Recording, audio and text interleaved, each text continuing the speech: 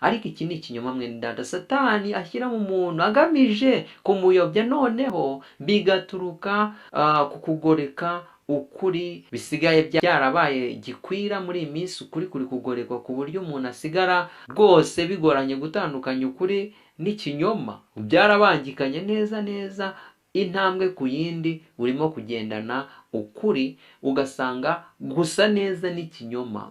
Hari uburyo umuntu acurika ukuri ugasanga kwabaye ikinyoma, ariko umuntu agasigara agendera muri cya kinyoma akaba azi ngo ni ukuri arimo. Niyo mpamvu rero icyo dukeneye ni ukwambara Kristo, tukaba twiteguye guhamya Kristo tudashidikanya, kandi tukaba twiteguye no kugaragaza imico ya Kristo. Umunyamigani yaravuze ati, umunyabyaha azafatwa no gukiranirwa kwe, kandi azakomezwa n'ingoyi z'icyaha cye.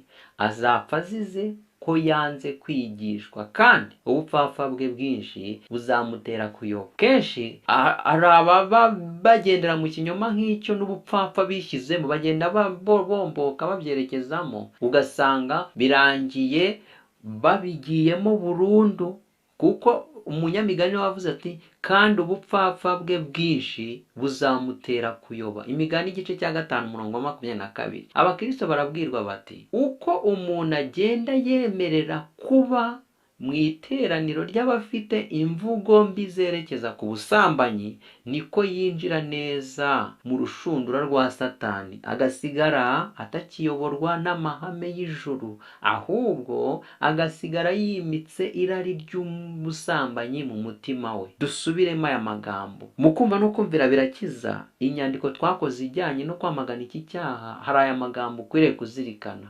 Uko umuntu agenda yemera kuba mu iteraniro ry'abafite imvugo mbi zerekeza ku busambanyi, niko yinjira neza mu rushundura rwa Satani, agasigara atakiyoborwa n'amahame y'ijuru, ahubwo agasigara yimitse irari ry'ubusambanyi mu mutima we. Uwiteka arakubwira ngo, va hagati yabo witandukanye nabo, ubone gukora ibyo gukiranuka, nibwo nzakwakira. Ntabwo Uwiteka azagera abana n'abantu batemera kwitandukanya n'abafite imvugo nk'izo.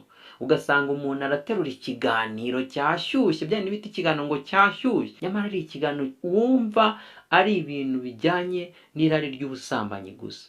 Mwene data, va hagati yabo ngabo witandukanye, kandi nunabyumva ntugaceceka, ahubwo amagana icyo kibi uri kubona hakiri kare. Mu rwa 2 rw'Abakorinto igice cya 6:17, Uwiteka arakubwira ko ukwiriye kuva hagati yabo ukitandukanya nabo. Uwiteka areba uko ukomeza kunezezwa n'ibibi kandi ukananirwa kubivamo, nubwo ubyifuza rwose kubivamo. Hanyuma akavuga ati, hari abantu ubu ngubu rwose bamaze kumenya ko icyo ari icyaha, ndetse n'ubu bamenye ko ari icyaha, ariko n'ubu bamaze kumva ko icyo ari icyaha, bagiye kugenda n'ubundi bakagikora.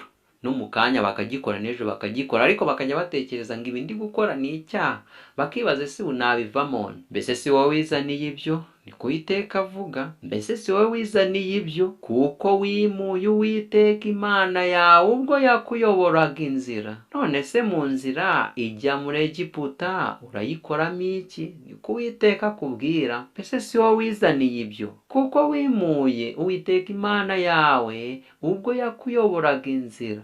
None se mu nzira ijya muri Egiputa urayikoramo iki? Hindukira mwene data, ntabwo ukwiriye kubaho imibereho yo kwimura umwami wawe. Umuburo urakugeraho uvuga uti, nicyo gituma ngiye kubacira urubanza umuntu wese nk'uko imigenzereze ye iri. Mwese abumva uku kuri, niko umwami Uwiteka avuga, nimugaruke muve mu bibi byanyu byose, ibibi bibatera kurimbuka, mubihunge. Nimutekure ibicumuro byanyu byose, ibyo mwakoze mwireme mu mutima mushya n'umwuka mushya. Kuki mwarinda gupfa, mwab'inzu y'Uwiteka mwe? Erega sinishimira ko ugiye gupfa ko yapfa. Nuko nimuhindukire mubeho, niko Uwiteka Nyiringabo avuga. Kandi Uwiteka ati, ndirahiye sinezezwa no gupfa ku munyabyaha ati nimuhindukire mugaruke muve mu nzira zanyu mbi. Kuki mwarinda gupfa kandi mwarabwiwe ukuri? Uwiteka arababwira ati kuki mwarinda gupfa kandi mwarabwiwe ukuri? Buriya ukuri kuravugwa, ariko ikibazo kimwe kiriho ni ukudashyira mu bikorwa ukuri umuntu yumvise. Ugasanga ukuri kwaravuzwe ariko ntikwigeze guhabwa agaciro n'uburemere bwako. Muri Ezekiyeli igice cya 18 umurongo wa 30 kugera ku murongo wa 32, muri iki gice nanone cya 32 umurongo wa 11 niho hagaragaza ko umuntu adakwiriye kurinda apfa kandi yarumvise ukuri yuko Imana ariyo mutabazi we. Mwene data rero dukomeje kubana twigana ijambo ry'Imana, uyu munsi urararikirwa kwamagana icyaha wivuye inyuma kandi ugakoresha imbaraga zawe zose, ukambara Kristo ntucike intege, ahubwo ukamugaragaza mu mibereho yawe ya buri munsi. Uko iminsi ishira indi gataha niko ibyaha byinshi bigenda bimenyerwa, bityo kubikora bigasa nkaho ntacyo bitwaye mu maso y'Imana Umuremyi. Abenshi niko bibwira. Njyewe byanteye agahinda ubwo nakoraga ubushakashatsi kuri iki cyaha kigiye kurimbuza benshi. Sanze umugabo, umusore cyangwa umukobwa cyangwa umwana, benshi hari abajya noneho muri dushe agakoraho imirimo irenze umwe, agakora umurimo wo gukora isuku nk'uko byamujyanye, ariko nanone ugasanga akurikijeho n'icyaha cyo kwikinisha, kwisambanya.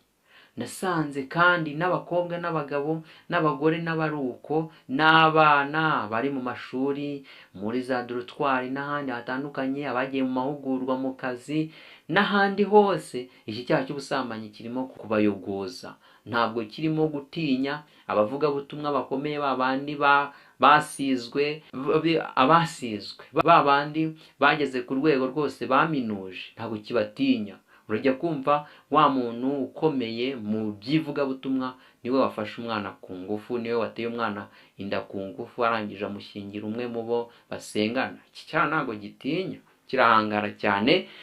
Igikenewe kimwe ni ukwambara Kristo no kuyoborwa n'amahame mvajuru. Icyambaje kurusha ibindi nk'uko biri kuvugwa hano ni uko byageze no mu rubyiruko, yewe no mu bana bato. Benshi bari kujya muri Gehinomu. Urakora iki? Kuri kubyumva ni uko ukwiriye kuganiza abana bawe. Niba warafashe ingamba yo kukirwanya, ntabwo washobora n'ubundi ntabwo watanga icyigisho nk'icyo utarabasha kwambara Kristo ngo ukirwanye. Banza wambare Kristo, ufate ingamba yo kukirwanya, hanyuma ugende ukirwanye. Ngizi rero impamvu iki cyaha cy'ubusambanyi kirushaho gukwira kandi kigafatwa nkaho ntacyo gitwaye mu maso y'Imana. Impamvu ya mbere, ntabwo umuntu kenshi abyumvira mu ruhande rukomeye. Bibiliya ivuga ukuri, ariko ugasanga ukuri ntabwo abantu bari kugushyira mu ruhande rwako. Impamvu ya mbere, guhagarika umubano hagati yawe n'Imana ubitewe n'ibinezeza byo muri iyi si. Iyi ni impamvu ya mbere. Hari ukuntu umuntu aba ashingiye ku binezeza byo muri iyi si, ugasanga bigiye kumubera impamvu yo guhagarika kwiga ijambo ry'Imana, agahagarika kuririmba gahunda zose n'inshingano zamufashaga kwiga ijambo ry'Imana. Ibyo rero nicyo cyatumye Imana ibareka. Nta handi bituruka, nuko abantu bimura Imana hanyuma bagakurikira ibinyoma n'imigani yahimbwe n'abantu, ndetse bigeraho abagabo n'abagore bakoresha imibiri Imana itayiremeye. Twabibonye haruguru mu Baroma igice cya 24 kugera ku murongo wa 27. Ariko ingaruka z'ibyo ni uko usanga icya kindi babibye, hanyuma bagagarurirwa ingaruka mbi ikwiriye kuyoba kwabo. Kuko nuyoba, inzira ntabwo izagenda ngo ikugeze mu ahakwiriye wakabaye ujya. Niyo mpamvu rero cy'Imana igushakaho cyangwa icy'Umwuka Wera kwifuzaho nuko wumva kwa kuri gukwiriye kumvwa. Abagore ntibakoreshe imibiri yabo iby'Imana itabaremeye, n'abagabo ngo bigende bityo.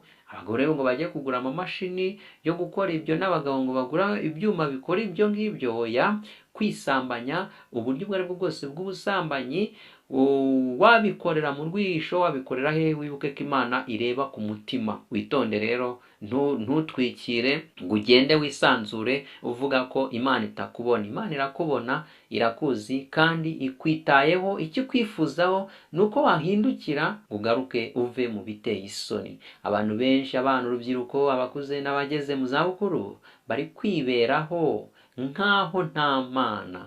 Kuri iyi mpamvu ya mbere rero iragaragaza ko kwimura Imana no guta umubano wari ufitanye n'Imana no kutagirana umushyikirano wawe n'Imana ni kimwe mu mpamvu nyamukuru iri gutuma icyaha gikomeza gukwira. Abantu benshi, abana, urubyiruko, abakuze n'abageze mu zabukuru bari kwiberaho nk'aho nta Mana yabaremye. Ugasanga umuntu rwose ikimubereye cyiza ngo nicyo akora. Kubaha Imana ntabwo bikiri muri gahunda y'ingenzi y'imibereho y'abantu. Uko turushaho gusatira iherezo ry'isi, Satani azakoresha imbaraga ze zose z'ubushukanyi nk'uko yabigenje muri Isirayeli ya kera bari bugufi kwinjira mu gihugu bahasezeraniwe. Azatega imitego imbere y'abavuga ko bakomeza amategeko y'Imana kandi bakaba bari bugufi yo kwinjira muri Kanani yo mu ijuru. Satani anyuriye mu bishuko bye yamaramaje gushenjagura no kwandurisha umutima irari ry'abatarabashije gucisha bugufi irari ryabo ngo riyoborwe n'imbaraga ikomeye y'impagarike yabo, n'abemerera intekerezo zabo kuyoborwa n'irari rya kamere ndetse n'ubupfayongo. Abo nibo Satani yagambiriye gutsembesha ibishuko bye no kwandurisha imitima yabo irari ry'ubusambanyi. Iki gice dusomye ni igice cya 55 kuri paji ya 316 mu rugo rwa Gikristo kivuga kiti: uko turushaho gusatira iherezo ry'isi, Satani azakoresha imbaraga ze zose z'ubushukanyi nk'uko yabigenje muri Isiraheli ya kera bari bugufi kwinjira mu gihugu basezeraniwe. Azatega imitego imbere y'abavuga ko bakomeza amategeko y'Imana kandi bakaba bari bugufi kwinjira muri Kanani yo mu ijuru. Satani anyuriye mu bishuko bye yamaramaje gushenjagura no kwandurisha umutima irari ry'abatarabashije gucisha bugufi irari ryabo ngo riyoborwe n'imbaraga ikomeye y'impagarike yabo, n'abemerera intekerezo zabo kuyoborwa n'irari rya kamere ndetse n'ubupfayongo. Aba bantu bakurikira, abantu bemerera ko irari ryabo bataritegeka. Twabibonye no haruguru, Ellen White yarabivuze. N'ahangaha abantu bafite ubupfayongo kamere ndetse n'ubupfayongo, ugasanga umuntu ntarimo kugira impungenge navuga icyaha cy'ubusambanyi mu biganiro, ntazamura imvugo yerekeza ku irari ry'ubusambanyi, ntaragira impungenge. Abo rero ngo nibo Satani yagambiriye gutsembesha ibishuko bye no kwandurisha imitima yabo irari ry'ubusambanyi. Urugo rwa Gikristo, paje ya 316, igice cya 55. Ijambo ry'Imana ravuga riti: niba dukora ibyaha nkana tumaze kumenya ukuri, ntihaba hasigaye igitambo cy'ibyaha keretse gutegerezanya ubwoba gucirwaho iteka no gutegereza umuriro w'inkazi uzarya abanzi b'Imana. Abaheburayo igice cya 10 umurongo wa 26 kugera ku murongo wa 27. Muri iki gice cya 10 cy'Abaheburayo haragaragaza neza ko ukuri abantu bamaze kumva ariko bakwiriye kuyoborwa nako. Ntihabeho kwihangira izindi nzira cyangwa kwicira izindi nzira ngo abantu babeho bibereyeho mu mibereho yabo itahesha Imana icyubahiro. Ni ukuri hakenewe ko umuntu yambara imbaraga ya Kristo hanyuma agakomeza kwemera kuyoborwa n'Imana. Guhakana ukuri kw'ijambo ry'Imana byahindutse imibereho ya benshi muri iki gihe. Ukuri kweruye baguhinduye iterabwoba, bityo ko Imana itahana umuntu yiremeye ngo kandi ku. None se mwene data, tutabyirengagije, niba twariganye neza cyangwa waragiye wiga neza ibyerekeye guhana kw'Imana, Sodomu ni Gomora bazize iki ko ari nacyo cyaha kigiye kurimbuza b'iki gihe? Icyaha cy'ubusambanyi gikwiriye kwamaganwa kandi kigatsindwa, kuko birashoboka gutsinda icyaha cy'ubusambanyi, birashoboka. Mwene data rero, nk'uko Sodomu na Gomora ariyo migi yarimbuye kandi igahanagurwa ku ikarita y'isi bitewe n'ubusambanyi, n'iyi si ishobora guhanagurwa, nako bidatinze irahanaguwe. kandi niba bimeze bityo, nutavamo ngo wimuke usanganire umwami wawe bigishoboka ko umubona, kikigisha hari igihe utashobora kongera kumva undi ukubwira ukuri nk'uku. Niyo mpamvu ukwiriye gufata umwanzuro uyu munsi ukamagana icyaha icyo ari cyo cyose, cyane cyane iki cyaha cy'ubusambanyi kiri kuba isoko y'ibindi byaha byose. Ariko se ntidukwiriye kwibukira kandi tukigira ku mateka ishusho yo kwiyandarika iriho muri iki gihe, ariyo yahozeho mbere cyo kurimbuka kwa Sodomu na Gomora.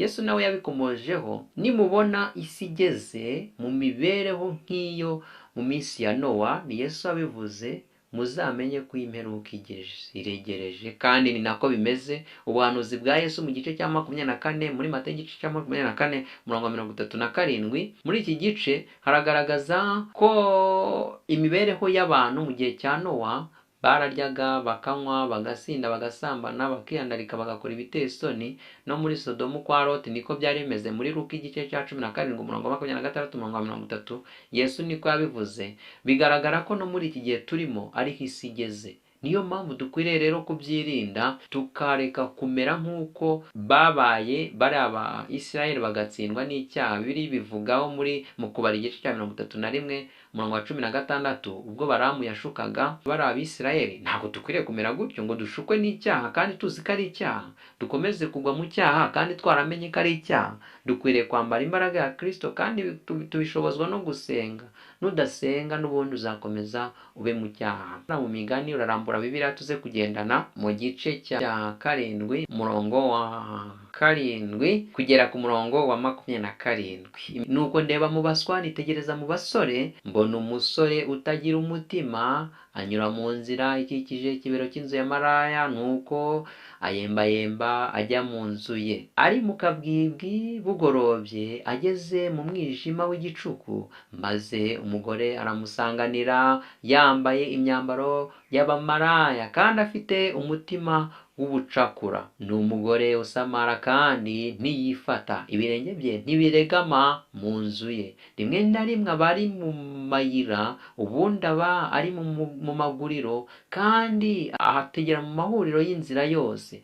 Nuko aramufata, aramusoma, avugana nawe adafite imbebya, ati mfite ibitambo by'uko ndamahoro, uyu munsi nahiguye umuhigo yanjye, nicyo gitumye nza ngusanganira, nshaka cyane kureba mu maso hawe. None ndakubonye, uburiri bwanjye nabushasheho ibidarafu byoroshye bidozweho amabara y'ubudodo bwo muri Egiputa. Uburiri bwanjye nabuminjagiyeho ibihumura neza, ishangi n'umusagavu na mudarasini. Ngwino dusohoze urukundo rwacu, tugeze mu gitondo, twinezeze mu by'urukundo, kuko umugabo wanjye atari imuhira, yazindukiye mu rugendo rwa kure, yajyanye uruhago rw'imiya, kandi azagaruka mu mboneko z'ukwezi gutaha. Amushukashukisha akarimi ke kareshya, amukuruza kuryarya ku rurimi rwe, aherako aramukurikira nk'ikimasa kigiye kubagwa, cyangwa nk'umusazi uboshywe ajya guhanwa, kugeza ubwo umwambi uhinguranya umwijima we, ameze nk'inyoni yihutira kugwa mu mutego, itazi ko yategewe ubugingo bwayo. None rero bahungu banjye, muntegere amatwi kandi mwitondera amagambo ava mu kanwa kanjye. Ntukunde ko umutima wawe utanyukira mu nzira ze, ntukayobere mu migenzereze ye, kuko yagushije benshi abakomeretsa. Ni ukuri abo yishe ni umutwe w'ingabo munini. Inzu ye ni inzira igana ikuzimu, imanuka ijya mu buturo bw'urupfu. Mwene data, umunyamigani yabivuze neza, ni inama yatanze kandi nziza cyane, kuko uko umuntu yemerera gushukwa aba yerekeza mu rupfu. Nubwo unezeza umubiri wawe ukumva ko ari umunezero, ariko wibuke neza ko urimo kwerekeza ku rupfu. Uretse uru rupfu rw'iteka abatubaha Imana bategereje, no mu mibereho y'ubu buzima ingaruka ziri kugera ku bantu batubaha Imana, batahesha Imana icyubahiro. Impamvu ya kabiri nanone, ibiganiro bibi n'inshuti mbi ni impamvu simusiga irimo kurimbura abantu, iri kurimbura abantu bakerekeza mu cyaha cy'ubusambanyi. Iyi mpamvu rero ikwiriye kwamaganwa na buri muntu wese. Hahandi ukora, ibyo ukora, imirimo ubamo. Abantu benshi nkuko twabivuze haruguru, ibiganiro bya benshi usanga muri iyi minsi binyura benshi, cyangwa ibikorwa by'abantu bikanyura benshi banyujijemo akantu k'ubusambanyi. Indirimbo bakoze bagacishamo ak'ubusambanyi, ikiganiro bavuze bagacishamo ibyerekeza ku busambanyi, ngo nibwo birakurikirwa. Ibiganiro bibi rero nabyo ni kimwe mu bintu bigiye kurimbura benshi, kandi umuntu wese uzi kuyoborwa na Yesu no kuyoborwa na Mwuka w'Imana agomba kwemera ko ibyanditswe byera, Bibiliya, igomba kumuyobora kandi ikamubera umuyobozi. Kandi Mwuka w'Imana wa wundi ukubwira ngo iryo jambo, kuko buriya mbere yo kuvuga ijambo rirabanza rikaguca mu ntekerezo, uba ugomba kubanza kumenya ko ijambo ugiye kuvuga ritaraza kuba rya jambo ryerekeza ku cyaha. Buri wese rero akwiriye kugira gute? Kubyamaganira kuri. Indi mpamvu yindi ni imyizerere mibi itubahisha Imana. Abantu ugasanga bafite imyizerere itamagana icyaha, itamagana ububi bw'icyaha, uhereye ku myambarire mibi. Imyambarire ugasanga umwana araturuka mu butambambuga yambara imyenda ya yindi mwambitse ubusa. Ubwo ni ukuvuga ngo ubwo yambaye yarimbye kandi agasohoka akagendana n'umubyeyi we. Ese ko umwambitse gutyo namara gukura bizagenda bite? Kandi hari uwibwira ngo njye uko nambaye ntago byagize, nta cyaha nakoze, ariko wibuke ko hari umubare munini wakomerekeje imitima yabo Imana yari yateguriye gukora umurimo, nyamara wowe ukabacumuza. Erega hari umuntu ushobora kuvuga ngo ntasambana cyangwa ntabwo yambara imyenda y'ubusambanyi, nyamara imyenda we yambara no mu mutima akavuga ati njye nta cyaha nakoze. Ntabwo bikwiriye rero kugaragaraho. Niba wemeye ko uyu munsi tugiye kubana mu kurwanya icyaha, reka tubane kandi tugitsinde, birashoboka. Indi mpamvu ya kane, abarimu babi bigisha bagatebya bibaho. Mwene data, turabibona cyane, biranakabije. Ugasanga umwarimu niwe uri kuyobora abana ku kuba abantu bazima, ariko ugasanga ni wa wundi utebya avuga iby'ubusambanyi, ntatewe isoni no kubivuga, ntatewe isoni no kubikomozaho. Abarimu babi rero bigisha badakoma mu nkokora iki cyaha cy'ubusambanyi, nabyo ni ikindi kibazo kiriho.